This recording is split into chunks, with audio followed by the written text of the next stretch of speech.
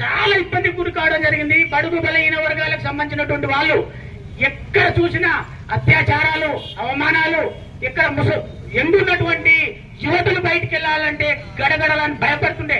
అటువంటి వాళ్ళు భయపడుతుండే. అటువంటి స్ఫూర్తితోటి ఒక శివం బయలుదేరింది. అప్పుడు ఎవరు? సర్దార్ సర్వాయి పాపన్న గౌడు ఒక శివంలా గర్జించి సాకలి సర్వన్న, మంగళి మాసన్న మరియు చెక్కుల పీర్మల్లు మరియు మహమ్మద్ పీర్ సాహెబ్ మరి కొంతమంది కుమ్మరి గోవిందు వీళ్ళందరూ కలిసి అనుచరులతోటి ఆయన మిత్రబృందంతో ఉద్యమాన్ని ప్రారంభించడం జరిగింది. ఆ ఉద్యమం పిడిగిల మందితోటి ప్రారంభించి అంచెలంచెలుగా ఎన్ని కోటలు సుమారుగా లేదని కానీ 20 కోటలను ఆధీనం చేసుకుని ఆయన స్వయంగా కూడా ఒక 3 కోటలను కట్టడం జరిగింది.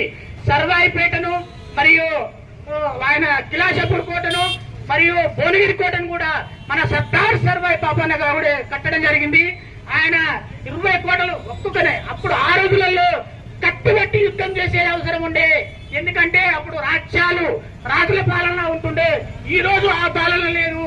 ఇవాళ మనము యావత్తు తెలంగాణ రాష్ట్రంలో ఉన్నటువంటి నా బీసీ సమాజమా మరియు నా ఎస్సీ ఎస్టీ సమాజమా అందరూ చైతన్యం కావాలి.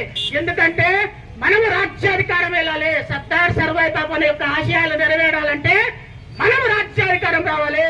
మనకు రాజ్యాధికారం వచ్చినప్పుడు, మనము ఎమ్మెల్యేలు అయినప్పుడు, మనము మినిస్టర్లు అయినప్పుడు, మన వాళ్ళు కార్పొరేటర్లు అయినప్పుడు మన పిల్లలకి ఏం కావాలి, మన సమాజానికి ఏం కావాలి, మనం ఎట్లా రిజర్వేషన్లు ఇచ్చుకోవాలి, మన బడుగు బలైన వర్గాలకు ఏ విధంగా సాయం చేయాలనేది మన సామాజిక వర్గానికి తెలుస్తుంది. కానీ ఇప్పుడున్నటువంటి అగ్రకుల పాలకులు ఇలా మన అణచివేత, భయంకరమైన అణచివేత ఉంది.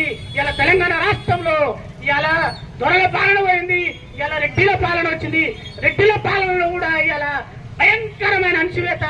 ఇలా ఎమ్మెల్యేలు వాళ్ళే ఉంటారు, ఎంపీలు వాళ్ళే ఉంటారు. ఎంత ఉంటారా డిప్యూటీ కొడితే కేసీఆర్ గారి సామాజిక వర్గము ఎంత ఉంటుందా? 1,02,000 జనాభా ఉంటుంది.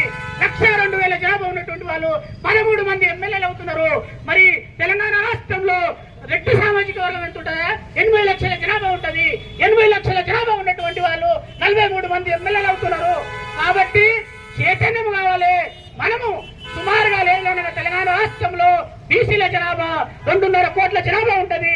మనము చైతన్యం కావాలి. మనము 72 మంది ఎమ్మెల్యేలు అవుతాము.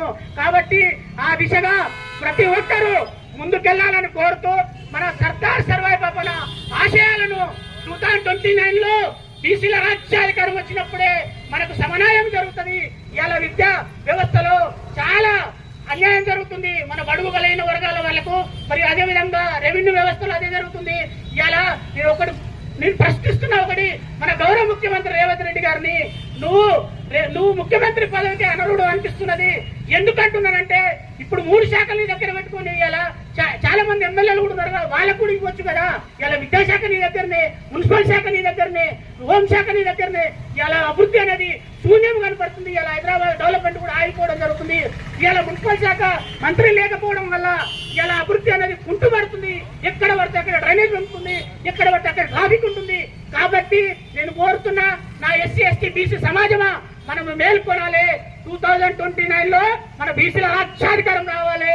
మన డాక్టర్ బిఆర్ అంబేద్కర్ చెప్పినట్టు మన ఓటును అమ్ముకోకూడదు. మన ఓట్లను మనం వేసుకోవాలి. మన సామాజిక వర్గం వేసుకున్నప్పుడే మనకు సామాజిక న్యాయం జరుగుతుంది. ఎందుకు నేను చెప్తున్నా అంటే 375 సంవత్సరాల కిందనే సర్దార్ సర్వాయి పాపన్న గౌడు సామాజిక న్యాయాన్ని పాటించడం జరిగింది. అది మనం దృష్టి